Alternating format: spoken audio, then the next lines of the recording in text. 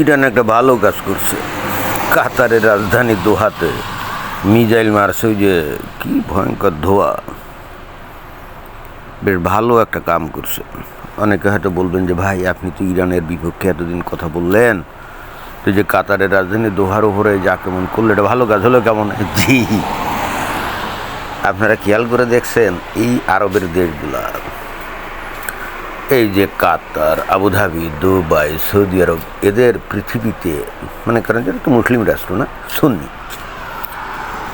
এদের কোনো এরা তেল গ্যাস বিক্রি করে টাকার পাহাড় তৈরি করে এই আমির রাজা মানে অগণতান্ত্রিক আর কি সরকার, ওরা নিজেরা যেভাবে আমোদ ফুর্তি করে এবং পৃথিবীর অন্য কোনো মুসলিম যে দেশ আছে, এদের কোনো ইতিহাস আছে, এদের কোনো রেকর্ড আছে কোনো দিন কোনো দেশে, কোনো মুসলিম দেশে কোনো দিন সাহায্য সহযোগিতা কিছু করছে? কিছুই করেনি, কোনো দিনও করেনি। এরা খাবার যে পরিমাণ নষ্ট করে, হ্যাঁ, মনে করেন যে একটা বিশাল ওট সেটা রোস্ট করে একসঙ্গে খাচ্ছে, হয়তো অর্ধেক খেলো, বাকি অর্ধেক কিন্তু হেলে দেয়। যারা এখানে কাজকাম করে তারা বলে যেটা যেভাবে অপচয় করে, এটা দেখলে মাথা ঘুরে যায়। হ্যাঁ, তো কথা হচ্ছে এই যে অপচয়গুলো করে, তারপরে কিন্তু এদের হৃদয়ে এই যে পৃথিবীতে অধিকাংশ এই মুসলিম দেশগুলো গরিব না, বাংলাদেশের কথাই ধরি, গরিব তো নাকি, আফ্রিকার বিভিন্ন মুসলিম দেশগুলো আছে ভয়ঙ্কর দরিদ্র না, খেয়ে না খেয়ে আছে, সোমালিয়া, ইথিওপিয়া, তারপরে বুরুন্ডি, মালাবি, ও সেই সমস্ত দেশের লোকজন খেয়ে না খেয়ে থাকে। এই আরবের এই শেখগুলা, এই যে আমির, এরা জীবনে কোনো ওদের সাহায্য সহযোগিতা করে না, কোনো দিনও করে না। আবার ঘটনাচক্রে এই যে কাতার হঠাৎ করে বিশাল ধনী হয়ে গেছে, বিশাল ধনী হয়ে গেছে, গ্যাসটার বিক্রি করে। এরা যে কর্মটা করে মানে সভ্যতা বিরোধী কর্মকাণ্ড করে, সেটা হলো কি, পৃথিবীর সমস্ত যত জঙ্গি আছে, জঙ্গিদের যে নেতা টেতা আছে, তাই না, সবার নিরাপদ ঘাঁটি কিন্তু এই যে কাতার। এরা টাকা পয়সা দেয় তাদেরকে থাকতে খাইতে, এবং এই যে এরা একটা এই যে কাতার কী করেছে, আল জাজিরা, তাই না, মৌলবাদ, ইসলামী মৌলবাদকে প্রমোট করে, ইসলামী মৌলবাদকে প্রমোট করে এই আল জাজিরা। এরা মানুষকে মানুষ মনে করে না। ওই যে আসলে তো একসময় যাযাবর ছিল না এরা, আরবের মরুভূমিতে যাযাবর এর মতো এরা চলাচল করতো, চুরি ডাকাতি রাহাজানি এগুলো করেই এরা চলতো।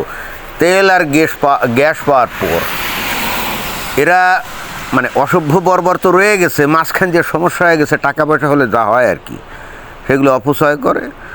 দুনিয়ার সমস্ত অসভ্য বর্বরদের এরা আশ্রয় প্রশ্রয় দেয়, বিভিন্ন যে জঙ্গি সংগঠন আছে তাদের পৃষ্ঠপোষকতা করে, মানে মানব সভ্যতার উপকারের জন্য কোনো কাজ করে না। অথচ এরা ইচ্ছা করলে, এরা যদি মানে এরা যদি সত্যিকার ইচ্ছা করতো, তাহলে সুন্দর সুন্দর মানে উন্নত মানের বিশ্ববিদ্যালয়, গবেষণাগার, এগুলো কিন্তু এরা তৈরি করতে পারতো, মানব সভ্যতা অনেক অবদান রাখতে পারতো। দুনিয়ার অন্তত অমুসলিমদের কথা বাদ দিলে মুসলিম যে গরিব দেশগুলো আছে তাদেরকেও কিন্তু এরা সাহায্য সহযোগিতা করে অনেক এগিয়ে আনতে পারতো, উন্নতি করতে পারতো। এদের কিন্তু সেই রেকর্ড নেই। এরা বিয়ে করবে একের পর একজনে, ওই যে শোনা যায় যে 4টা 5টা 6টা 7টা 10টা বিয়ে করবে, খাবে, আর কি করবে, আর যৌন সঙ্গম করবে। এই যে কাতারে পরিপূর্ণ ইসলামী শাসন চালু, এখানে কিন্তু কেউ কোনো ওই বিনোদনের কোনো সুযোগ নেই। এদের বিনোদনে একটাই, সেটা হলো ওই যে খায় আর লাগায়, খায় আর লাগায়, দ্যাটস অল, এছাড়া আর কিছু নেই। মানে দুনিয়ার অসভ্য দেশ। আর আমেরিকা আবার এদেরকে কী করে, পৃষ্ঠপোষকতা করে, তা তো করবেই। মানে এরা মানে অনেকে বলে যে তাহলে আমেরিকা এদের পৃষ্ঠপোষকতা করে কেন? তো করবে না। এদের যদি চোখটা খুঁটে যায়, মুসলমানদের যদি চোখটা খুঁটে যায়, তাহলে এরা উন্নত হয়ে যাবে, এরা বিজ্ঞান মনস্ক হবে, এরা প্রগতিশীল হবে, সেটা আমেরিকার জন্য সমস্যা না। তো আমেরিকাও তো বলতে চায় তোদের ধন সম্পদে খাল লাগা হারামজাদাগুলা এইভাবে অপচয় করে একসময় আবার পথের ফকির হবি। বিষয়টা এরকম না। আমেরিকার তো খেয়ে দেয় কাম নাই যে এদের উন্নতি করতে যাবে, মানে এদেরকে ওই ধরনের বুদ্ধি পরামর্শ কেন দিবে নাকি? আমেরিকা জানে না যে এই আমেরিকা হলো কি ইহুদিনা ছাড়া কাফেরদের দেশ, তাই না? তো এরা জানে না যে এই আরবের এই অসভ্যগুলো ওদের ঘৃণা করে ধর্মীয় কারণে।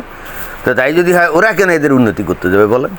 আরে ভাই, যার যার উন্নতি তো তাকেই করতে হয়, তাই না? আর কেউ কারো প্রতিদ্বন্দ্বী হলে তখন তো মানে আইডিওলজিক্যালিও যদি প্রতিদ্বন্দ্বী হয় তখন তো স্বাভাবিকভাবে চেষ্টা করবে যে ওদেরকে যেন পিছনে টেনে রাখা যায়। আমেরিকা একটা সাম্রাজ্যবাদী শক্তি, আমেরিকা তো কখনো চাইবে না যে কেউ তার প্রতিদ্বন্দ্বী হয়ে দাঁড়াক, তাই না?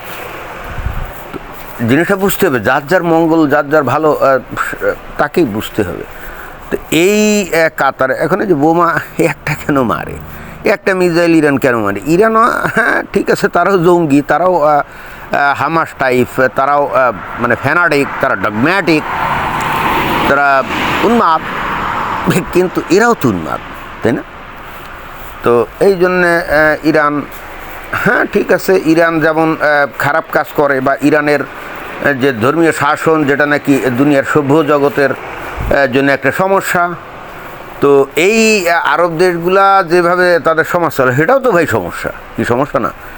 আমি এত ক্ষিপ্ত কেন? আমি এত ক্ষিপ্ত কারণ আমাদের বাংলাদেশের লোকজন এই সমস্ত দেশে কাজ করতে জানা, এদেরকে এরা মানুষ হিসেবে গণ্য করে না, জানেন? চাকর, বাকর, দাস, দাসী, ভাই এভাবে গণ্য করে। অথচ বাংলাদেশের মুমিন মুসলমানরা এই সমস্ত দেশে গিয়ে নিজেদেরকে কৃতার্থ মনে করে, হ্যাঁ নবীর দেশে আসলাম, আরব কালচারে আসলাম, এরকমই মনে করেন। তারাও তো মূর্খ আসলে।